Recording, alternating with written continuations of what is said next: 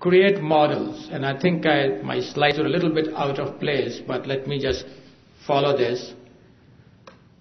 The Constitution of Pakistan, which I'm sure you're all familiar with, very clearly stated in 1973 that the state is responsible for providing free and compulsory education up to secondary school to all children.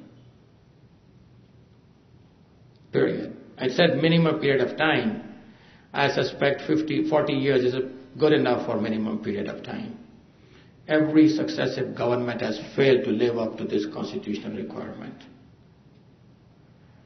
And next slide, please. If we had lived up to this constitutional requirement, I'll just take a few more minutes and then I will let the panelists come and address us.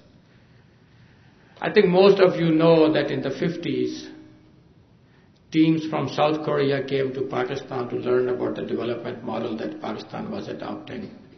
This is well documented in Mahbub ul-Haq's work, and subsequently some of us have had contacts with some of the people who came. So this is not just folklore. What I've done here, if we had lived up to the constitutional requirement, then today our statistics would have been similar to what South Korea's statistics are. You take the same 1,000 children being born in South Korea today, and you look at the numbers. 995 survived to first year, same 995 survived to fifth year, and 900 of them go to college. Even if you stop short of the college, at least 90% would have been finishing high school if we had lived up to that constitutional requirement. This is just one part of it. The reason we have chosen integrated model is because this group here, this first 90 are not being lost to lack of education. In the children at least, they are being lost to lack of education in the parents, but because of lack of healthcare services availability, the preventive healthcare services.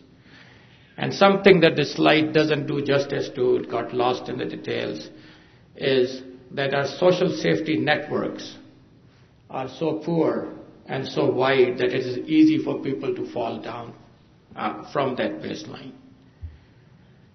Next, please. So we chose the model of integrated development, which basically addresses all components of the human development paradigm, more or less aligned with the Millennium Development Goals in the villages that we are working in, which is right now covering over 300,000 population.